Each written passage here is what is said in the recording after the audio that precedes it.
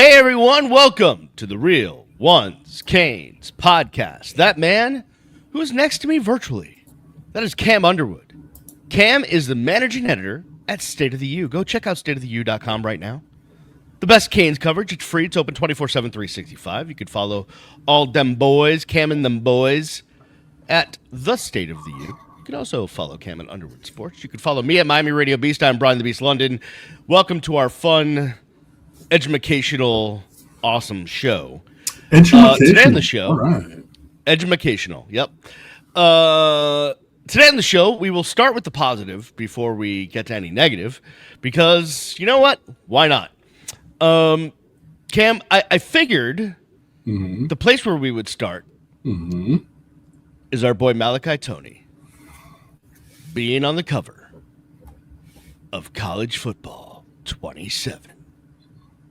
On multiple covers, actually. And when I saw this, I was like, wait a minute. Is this really happening? And it is. It is really happening.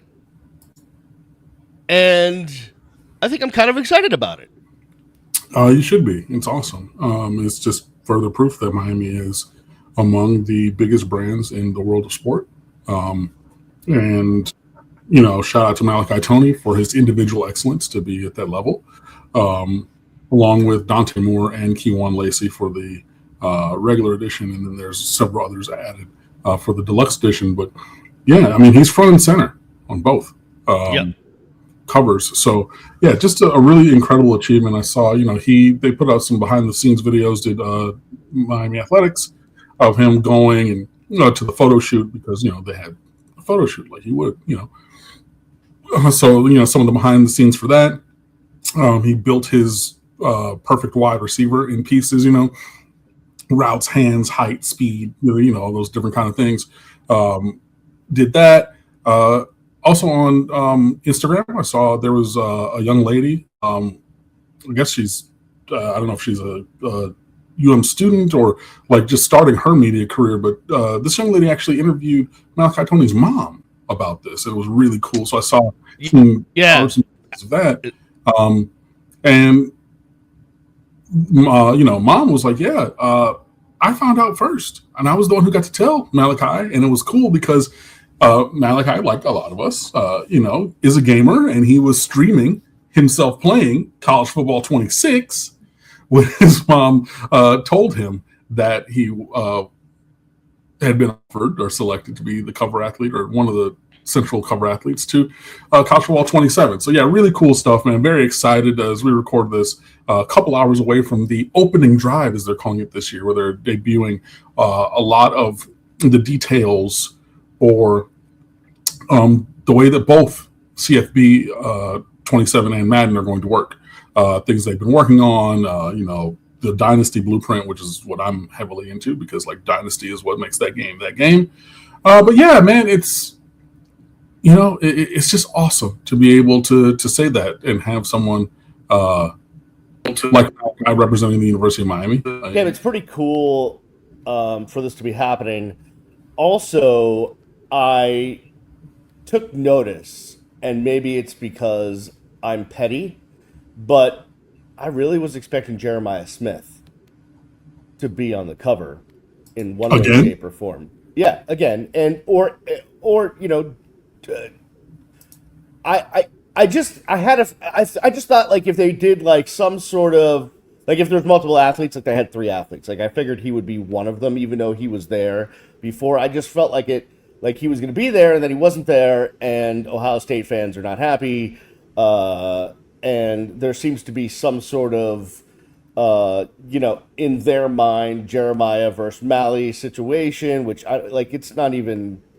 I don't even know why we have to play that game. Although I do vote for the Blitnikoff Award, so I guess I will have a say in that situation. I don't vote for it, but I get all the goddamn emails. Their marketing campaign. They're all about it. So, but listen, I'm really happy for Mally, and it's great. Yeah. And I think the coolest thing about him is he just seems so damn down to earth. Yeah, man. He's just taking it all in stride. Like he's just Mally. He's gonna work his butt off, and Yeah, sure, he'll have fun when it's time to have fun, but like when it's time to work, he works. When it's time to be cool, he's cool. When it's time to be a mentor for the kids, he is. Like he's just Mally.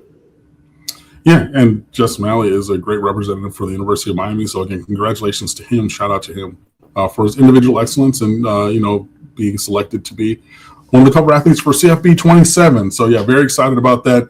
And it's also, I mean, obviously the game in general is a recruiting tool, but every time you boot that game up, if you are someone who still buys physical copies, every time you pick it up to go put it in the system, you're going to be looking at Malachi. And regardless of which edition you get, Right. you're going to be looking at Malachi Toney, brother. It's pretty awesome. Pretty freaking awesome. All right, more positive news. This comes via the recruiting trail because Miami continues to just dominate. Mario Cristobal just continues to slay. He continues to just flip and flip and flip again. Miami gets some great news with another highly rated player on the recruiting trail. This time we go to the state of South Carolina, Irmo High School. Jaden Bryant, the edge, decides he'd like to learn under the tutelage of Jason Taylor. And this comes on the heels of a bunch more of recruiting additions, and Miami's getting set to put together maybe their highest ranked class ever since they've been counting. I mean, well tied because the Jacory Harris class, that was number one. Yeah, true. When they got all them boys from Northwestern, but yeah, in that kind of stratosphere where we're pushing towards the number one spot in the country in terms of this recruiting class. Yeah, this is awesome. I was doing my other podcast last night and was talking about the other two commitments from last weekend's official visits, and that's where I'm going to start now. Noah Glover from Haymarket, Virginia, a talented and athletic blue chip linebacker, was the first. Need that. Joining AJ Randall, another big linebacker kid who was like playing safety, but he's like 6'3", 210. They're like, maybe we move you down to the box. And yeah, he does that and is super duper athletic. So now you have Randall and Glover while still pursuing Caden Henderson, the number one linebacker in America from Tampa Jesuit. But yeah, Glover commits. And then we went to Texas for DeMarco Jenkins from Pearland, the defensive tackle. And that was basically Damian Lewis, the defensive tackles coach, being like, hey, you're about 6'3", 270, 280, maybe a little bit heavier, and you're from Texas, and you play DT. I was all of those things. I came to Miami. I played. I won. I was a first-round draft pick. I played in the NFL, and now I'm here coaching. So, like, you remind me a lot of me, and that's a good thing. So you should come here and play. And we were, kind of not tardy to the party, but like the recruitment for Jenkins was very quick comparatively to others. Like when you're like, oh, we've been on this guy for a few years. Now, Jenkins, it was not as long of time, but definitely fruitful. So you add him, so more big dudes close to the ball. And so, yeah, I was talking about those commitments and their skills. And the chat apparently was going crazy, and I was doing like I am now, and I'm looking at the content creation window, and my co-host on the other show was like, hey, they're saying that Jaden Bryant just committed. And I was like, okay. Went to the Magic Twitter machine, and yeah, so Jaden Bryant, 5-star defensive end, number 2 end in the country from Irmo, South Carolina, 6'3", 260, is being favorably compared to Ruben Bain. In terms of stature, in terms of gameplay, style, physicality, just it's just been a very direct comparison I've seen. And so I was on a previous edition, I don't know if it was this show or that, or, because I do different things, I was saying, well, if you're being compared to Ruben Bain, why don't you follow in the footsteps thereof and come here and, watch me dominate? And Jaden Bryant, decided he was going to do that. Yeah, it was interesting. I saw somebody, he apparently in the morning time had tweeted "Go Tigers" because he was still committed to LSU. Somebody tweeted and quoted it and was like, yeah, 6 hours later, this kid flew to Miami, shut down his recruitment, and scheduled another visit to Miami this upcoming weekend. Legends camp, man. Legends camp. Gotta be there. But I mean, hey, look, he took an official last week, Right. along with Glover, along with Jenkins, and several others. And then, those guys committed earlier. He committed on Wednesday, did Bryant. And it was just like, yeah, nah, no more visits elsewhere. I'm going back to the U again this weekend. I'm going to be there for Legends Camp. What up with it? You know what? It's LSU Tiger fans. I'm actually friends with one. Are all like, oh, well, Miami dropped that bag, and that's why, blah, blah, blah. And it's like, are you guys not playing with money? Like, last time I checked, LSU wasn't hurting for the money. Like, is that where, like, really? That's, like, it's not just like, hey, like, Miami played the national championship game last year, and Mario Cristobal knows how to recruit, and also Jason Taylor is a Hall of Famer, and also, X, Y, and Z. Like, what? You're just going to throw money? Because it's not, I don't, listen, yes, Miami's NIL money obviously helps them in the recruiting department. But it's all of the other things that have them able to flip guys from other huge schools. And Mario is a dogged, tireless recruiter. We know this, yes, man. It does not stop. Like, it doesn't stop. And I'm talking about, you go back to his time at FIU. When he was an assistant all over the country. And like, yeah, I know that he was an assistant for Saban and he unlocked South Florida and that helped level up that program. Yeah. But like, everywhere he's been, when he was here, as a grad assistant, when, he coaches, like anywhere he's been, everybody's known. This guy does not sleep when it comes to recruiting. He is dogged. He is tireless about talent acquisition. So now you pair that with a functioning NIL collective in structures and vertical alignment with the university writ large. You're seeing the fruits of those labors. And look, you got Corey Heatherman, who's a rising star as defensive coordinator. You have Damian Lewis, who was a first-round draft pick, a defensive tackle. So, like I said, DeMarco Jenkins, hey, a native Texan, big body, close to the ball. You want to be a first-rounder? I took that journey from Texas to Miami to first round to the NFL. Come play for me. Cool. And you know who we're also going to be working with on these pass rush moves? The NFL Hall of Fame legend for the Dolphins that I get to coach with. Dog, like, it, come on, man. It does money play a factor? Absolutely. And it should, because that is the structure of the sport at present. And if you're not having a financial commitment or connection, hey, take it up with your coach, take it up with your university. It ain't got nothing to do with us. But just to say, it's only money is foolhardy. Plus, I don't know if this is the case with Jaden Bryant, but again, I will refer to Dante Wright, another 5-star that we flew, by the way. His tweet responding to somebody who was saying it was only money. He said, several teams actually offered a bigger bag than I'm taking to Miami. So am I taking a bag? Yes. But all the other things as well. So like if I were only chasing dollars, I would have went somewhere else other than Georgia where I was committed and other than Miami where I'm going to go. Holla at you.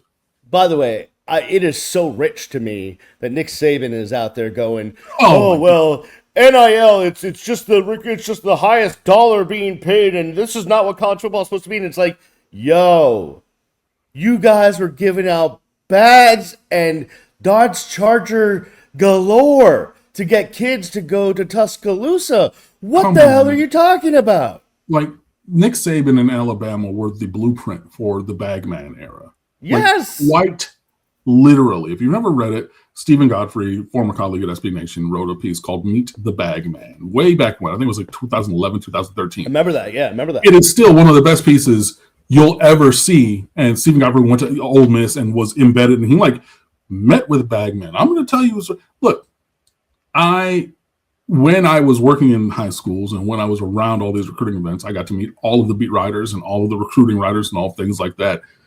A very good, well-known, still journalist told me and more that a story about Alabama specifically with Bagman stuff.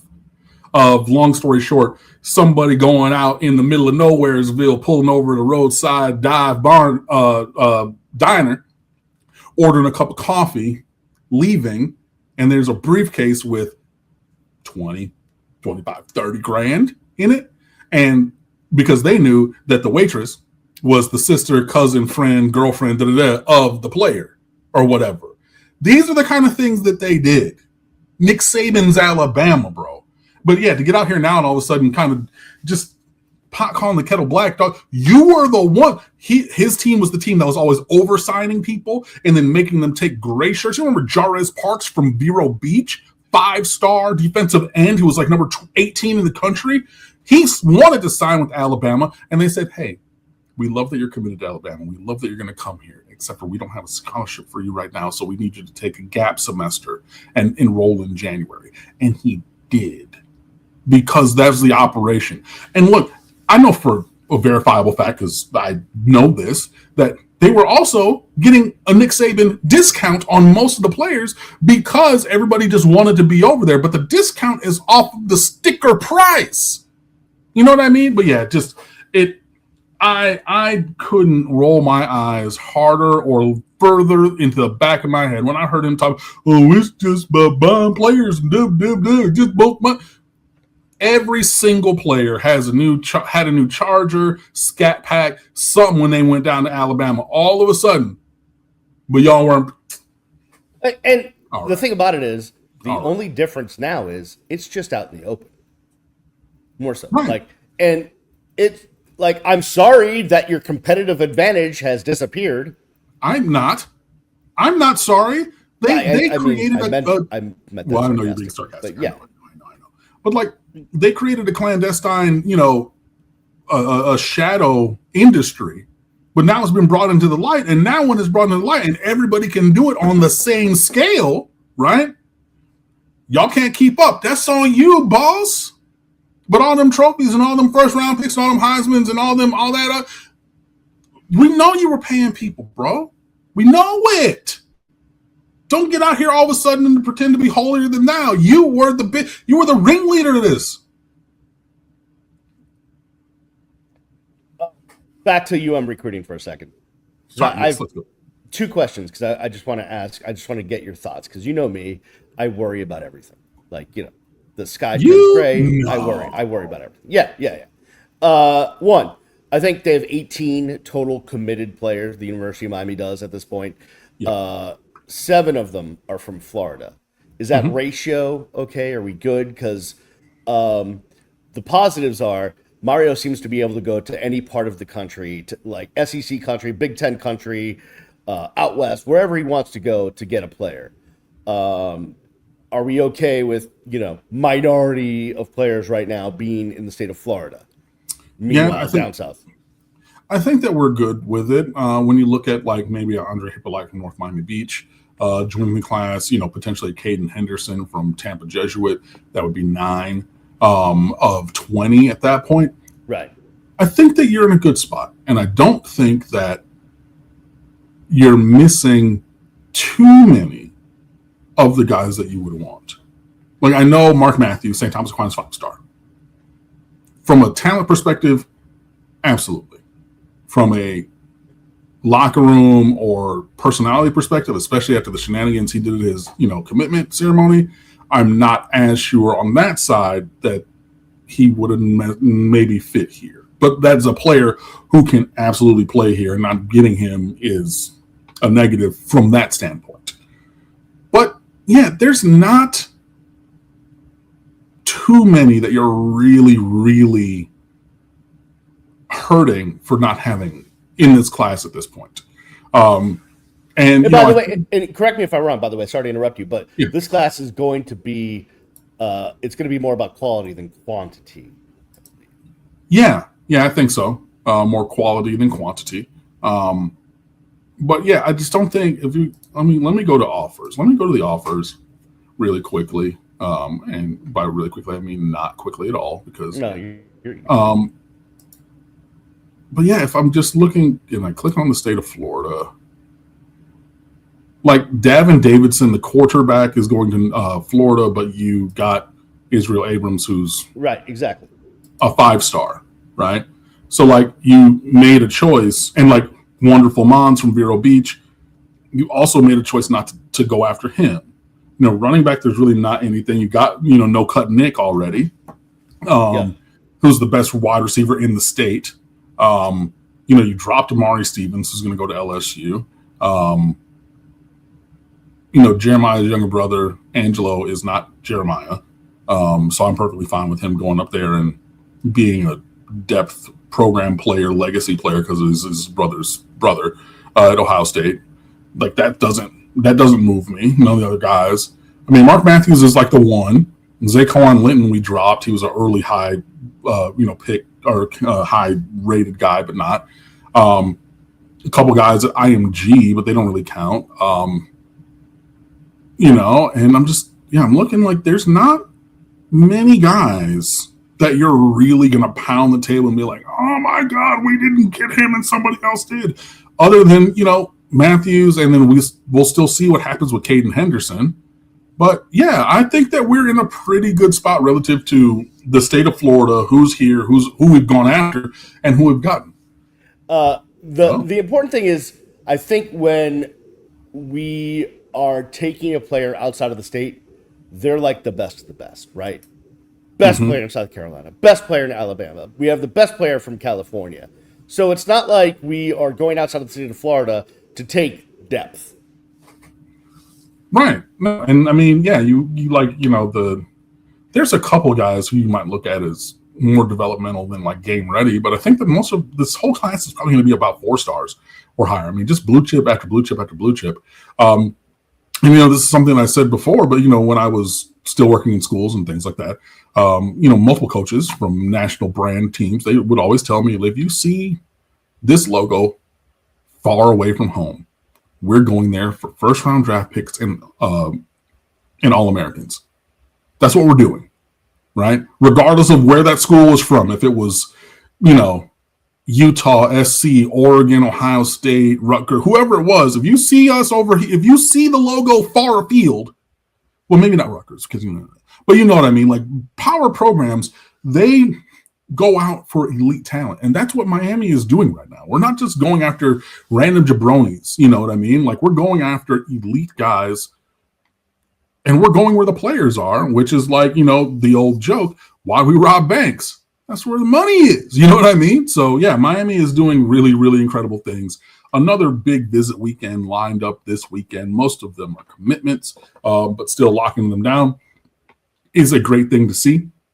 So you want to see that this weekend, headlined by Israel Abrams, who, the quarterback in this class, was voted as the co-alpha dog at last week's Elite 11 by 247 Sports, and one of the 11 quarterbacks who was invited to the opening finals this summer, and scored the highest grade on the simulated pro day that they do on night 2 of the Elite 11. So yeah, but then again, also, like, shout out to him. Congratulations to Israel Abrams. I loved what I saw, and I love the competitiveness, and I love that he was, just talking that talk after dropping dime after dime. But again, remember what we were just talking about, Brian. This is the quarterback in this class, not Davin Davidson. We made the election for this. So, like, we didn't just elect for some random jabroni. We went for a guy who was tied as the best player in the elite group of elite quarterbacks at the elite quarterbacking event. That's who we chose and got in this class. So yeah, we're not just taking any kind of slouches, and I love it. You as well. It's pretty freaking awesome. All right, Mario's going to continue to slay Legends Campus this weekend. We'll keep you up to date on that next week. On the other side, we have to get to the debacle that happened in Gainesville. Because it was just, yeah, awesome. I'm still reeling from that amount of runs that a team can give up over the course of a weekend. Okay. So we'll discuss the baseball program on the other side, the Real Ones Canes podcast. We're back here on the Real Ones Canes podcast. He's Cam Underwood, managing editor, State of the U. Go check out StateOfTheU.com right now. Plenty of great stuff out there, including a great article on all of the recruiting mastery of Mario Cristobal and the Miami Hurricanes. A lot to get to at StateOfTheU.com. It is free. It's open 24/7, 365. So get over there. You can follow Cam on the Twitter machine at the State of the U or Underwood Sports. I'm Brian the Beast London. Follow me at Miami Radio Beast. By the way, please, if you can, subscribe to this show, like this show, comment on this show, share the show, rate the show 5 stars. Just do everything you can to help promote the show. We are really appreciative. Cam, last weekend, we are recording this Thursday, June 4th, last weekend in Gainesville, University of Miami. Huh? I'm going to break format. I'm going to do something that just popped into my head. This is brand new. Oh, no. This is going a little bit far afield. No. We're going to be good. We're going to be good. There's no need to be scared. Okay. I just wanted to get your thoughts quickly. I did see that several betting outlets have opined or chimed in about the opener. And so I saw the opening line for the season opener for Miami at Stanford on Friday night, September the 4th, I do believe it is. Yeah. Is Miami minus 21.5 points. It's a lot of points. Your thoughts, sir? That it's a lot of points. It's a lot of points, but I mean, Stanford was terrible. My only apprehension is, it's West Coast. It's going to feel like it's 9 p.m., that whole thing. Mm-hmm. But sure, 3 touchdowns, why not? Okay. Yeah, I mean, I feel very much the same. I think if Miami is the championship caliber contending team that we believe that they are, the line should be about 3 touchdowns and some change. Against a team, of Stanford's caliber and current level of performance. Obviously, I know it's the opener, and I know that this year is a different year, and but like, again, if a person were to remove all the iconography of the University of Miami and put the same team, the same staff in Georgia colors, in Alabama colors, in Oilers or whatever, they wouldn't blink an eye at at that team minus 21.5. So yeah, I'm going to basically take that same thing. I think that this is a way better team. I think the 21.5 is reasonable. And yeah, so I just wanted to share that with you because it came to my head and I just wanted to be sure that I got it on record. Oh no, I do appreciate that. You know what it is? It's because if you're someone that looks at the NFL lines, right? You're almost never ever going to see a 3 touchdown spread in the NFL, obviously, right? So when you see it in college, you're like, what? Come on, 21 points? But then you forget that there's such a disparity between programs at the college level as opposed to the NFL, where parity is paramount. So. Sorry, I know you were building up towards the other point of conversation. It's fine. It was a stay of execution on what I was going to say about the baseball program. Right, but now we can play pepper. We can play catch. Oh, great! Maybe you could teach our team how to catch. Yeah. Can we catch a pop up or maybe throw the ball to first? No, listen, what happened in Gainesville was just listen. The ACC tournament, you ran into one of the best teams in the country, right? But what happened in Gainesville over the course of 2 days and the amount of runs you gave up is just unacceptable on every single level that I can't. Like, there's something so wrong in my mind about the team is managed and coached by a guy who's, by the way, one of our program's best pitchers of all time, who I had the chance to do his games when I was in school at WVU. As a matter of fact, I called his last regular season game, and I'm talking about our coach, J.D. Arteaga. There's something so wrong about the guy that has been affiliated with the program for decades as a pitcher or pitching coach, and now the manager, who can't have a staff that can give up less than 31, 33, 7,000 runs in a weekend. So let me just catch everybody up in case they were not watching like you and I. Miami won the opening game against Troy in the regional 10-5, and then lost the winner's bracket game against Florida. Not exaggeration, gentlemen or ladies, everyone listening, 22-10. And then got bounced in the next game against or by that same Troy team that we beat the first time by losing 9-6 and blowing a lead in doing. So that's 31 runs across 2 games in the span of less than 24 hours is what brought this team to the conclusion of the season. Now, it does help me that the Gators then lost to Troy as well. Love that. Also Florida State did not go on to the Supers as well. Also, Georgia Tech, who was the number 1 seed from the ACC, who won the tournament. Right, yeah. The ACC did not fare well in the first round of the postseason. UCLA, number 1 overall seed, got sent packing too, didn't they? Yep. You're correct. Yeah, no, it was definitely a weekend of upsets. But of course, there's the UM baseball stands, and they will point to, well, Miami's regular season record has improved every year under J.D. Arteaga. And, okay, but, can we look closer at those wins and who they were against? And, you didn't have series against Georgia Tech or North Carolina this year, and so you missed out on playing some of the top competition, and you got swept by your rivals. And, again, the only thing that matters to me, and I don't think this is the wrong way to look at it, is it's get to Omaha or don't. If you don't, it's not successful. This is not like Maine or, insert program here. Stephen F. Austin, something. This isn't hey, we made it to the Supers, huge year. This is the freaking University of Miami. And again, I go back to this, and I've said it for 6 weeks in a row. Mario Cristobal has basically said, we have a standard at Miami, and we will live up to that standard one game at a time, one day at a time. This is what we do. And the football program has done it.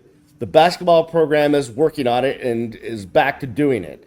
And that should be the motto for the entire athletic department. So to have a legacy sport like baseball not live up to that standard and have people make excuses for that is, I'm sorry, it's a bunch of phooey. Yeah, no, you're not wrong. I know that we got to Supers last year against Louisville and lost, but it took 3 games. So there's that. There's always there's the minor victories, the moral victory kind of things. Well, we won more total games this year than last.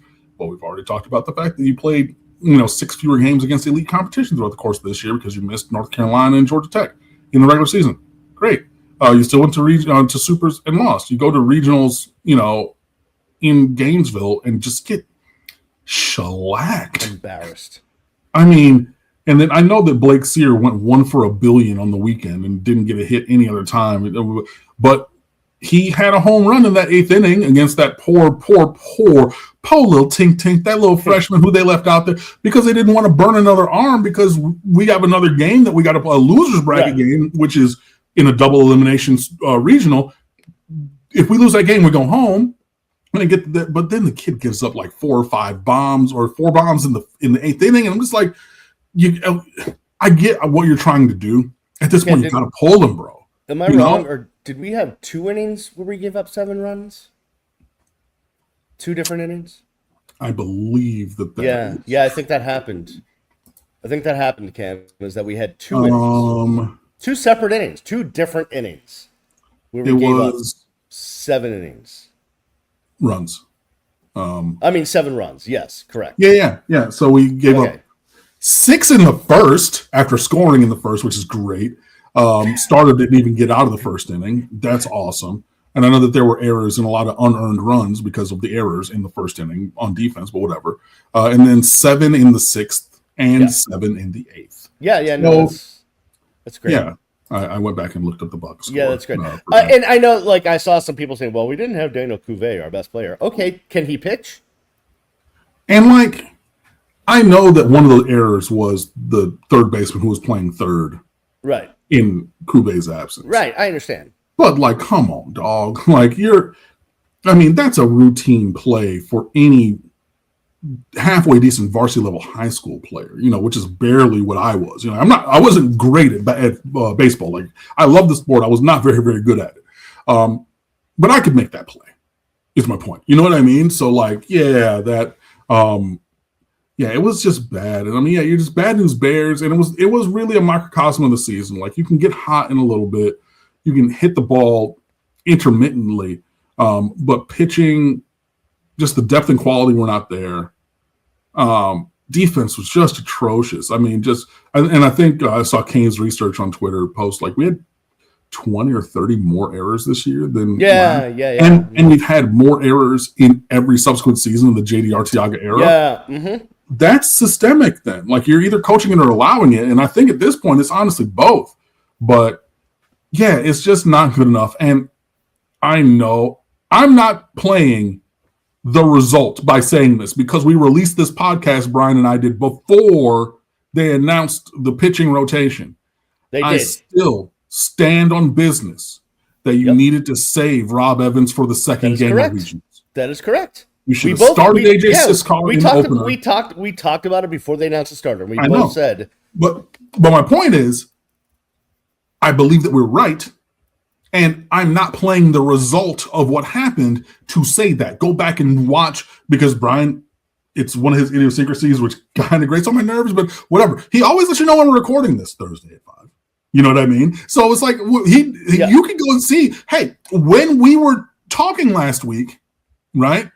And then when it was announced, so we were this was already out there, right?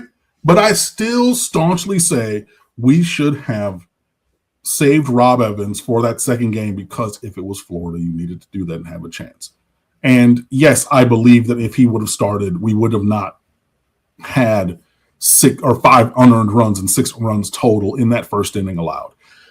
And yeah, maybe I'm wrong. Maybe every ball is hit the same, and maybe every error and throw, and maybe everything is the exact same if Rob Evans starts game 2. I just find it hard to believe that would be the case. Or maybe we get crushed in game 1, and then really wouldn't matter. Well, but then you have your ace, you go out there and play against whoever else, and you hopefully win that, and you have to fight your way back from every game being an elimination game. But just like, I just still question the decision to start him in the opener. I really do. And so again, but looking at the end, you can say, well, that team that you started against in the opener won the regional. I feel what I feel. I still look at it the way I look at it. So the bottom line is this. So there was a report literally after 6 seconds of the game being over and Miami being eliminated that JD was going to come back, that there might have to be some staff changes. And as soon as I read that, first of all, I don't know who your sources are, because we don't have an athletic director as of right now. I don't know who you're talking to. But regardless, that to me it just smelled a lot like going from the 2005 Miami Hurricanes to the 2006 Miami Hurricanes, when Larry Coker was forced to fire his entire staff by Pete Garcia, and then brought up a bunch of jabronis. Guys were assistant coaches were walking around the building. I'm like, who is that guy and why is he here? Just one after the other, and that did not bode well. And they ended up playing a bowl game in Boise on New Year's Eve. And that was Larry Coker's last game. Although props to Chavez Grant for making an interception to win that game. But that didn't end up working well. It never really works out that well when you keep a head coach but make him change his entire staff. It seems like if almost everyone should go, then everyone should go. That's kind of my thought process. I agree with you. But they do I called it the embattled coaches playbook, which is, fire a bunch of assistants and blame them for not being good enough. And that gets you out of hot water the first time. And then the second time, it's your time. And I just think that it's been proven that job is a little bit too big for JD Arteaga. And I think that a lot of us, myself included, advocated for him to take over because the job was clearly too big for Gino DiMare. And he's gotten 3 years and it's not gotten better. And, I joke with people on Twitter, shout out to FIU Mike, about, why don't we just wait for Jacob Lombard and Gio Rojas, the incredible recruits, to hit campus, and then we're going to take over. And, I know this is a joke, or I'm saying it as a joke because I talk about this all the time, but those 2 kids from high school are ranked in the top 10 for the MLB draft. They're not going to see a college campus. Not at all. They're way too good, you know? And so, yeah, people hop in the mentions like, man, these kids aren't making it. I'm like, that's the thing. And I've talked about that, for years and years and years. And it's the double-edged sword for, all top programs of you recruit these incredible high schoolers, but like high schoolers are eligible for the MLB draft. So see it. But yeah, even if you're waiting around to say, well, JD Arteagi's recruiting really great. He got George Lombard Jr.'s younger brother, and he has an incredible hit and power tool. And you're like, in terms of baseball athletics. And he's like, he has a 60 grade power tool and a 65 grade hit tool and a 65 grade arm, and it's going to be really great, which are really high numbers, but just trust me. And Gio Rojas goes 11-1 for Stoneman Douglas, leading them to their 6th straight state championship, and has a 0.34 ERA with 193 strikeouts and 12 walks, and this incredible 6'4" left-hander, and they're going to come to campus. They're going to be great. They're coming to whose campus? These guys are going to be riding buses in the minors while being multi-millionaires coming up. They're not coming here. So the point of that is saying, if you're looking for these recruits all of a sudden to come in and save the day, these recruits are going to go save the day for the Detroit Tigers or the San Francisco Giants or the St. Louis Cardinals. They're not coming here, guys. Yeah, the thing with baseball recruiting is you have to recruit a player that's really good on a college level, but not so good that he's going to go to the major leagues, because then you're just wasting your time and your effort on a kid that's not coming to your campus.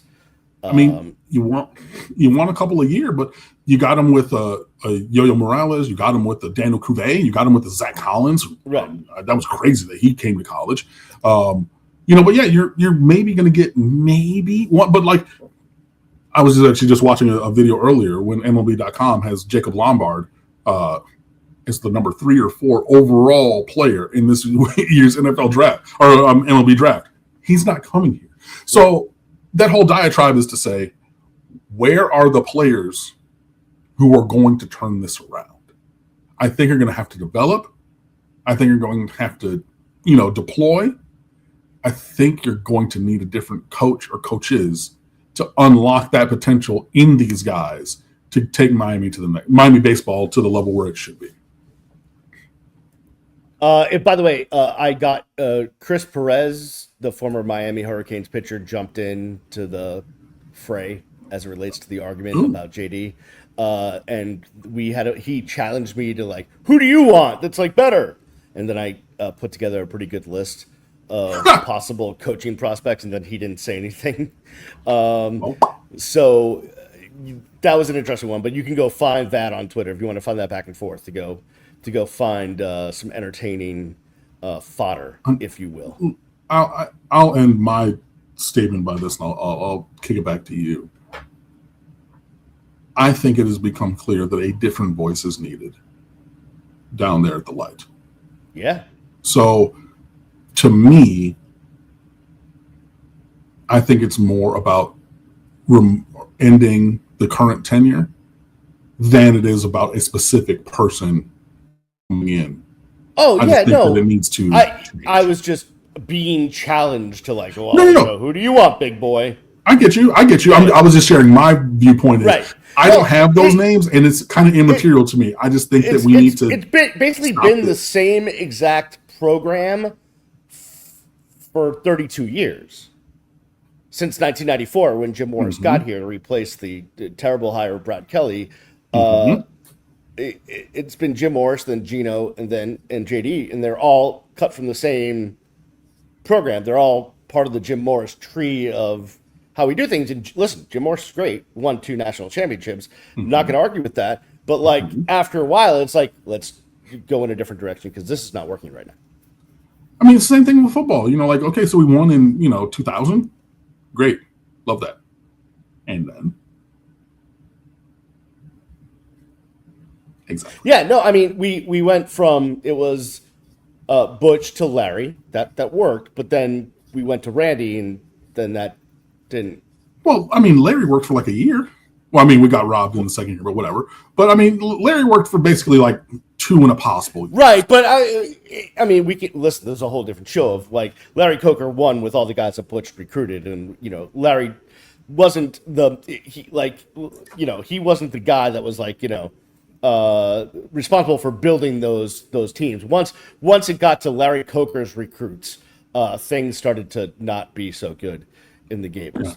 All right, Ken, that'll do it for us on this week's show. Again, to everyone out there, please subscribe, please share, please comment, please like, please rate 5 stars. I am off on my very often trip up north to Connecticut and Massachusetts. So I will either be in my brother and sister-in-law's basement or my dad's office next week. Regardless, at least it won't be snowing. So there is that. You never know. Well, in June, yeah. I mean, stranger things have happened. Cam, thank you. As always, I appreciate you. You rock. And everyone who watched and listened, I appreciate you as well. We will see you next time right here in the Real Ones Canes podcast. Peace.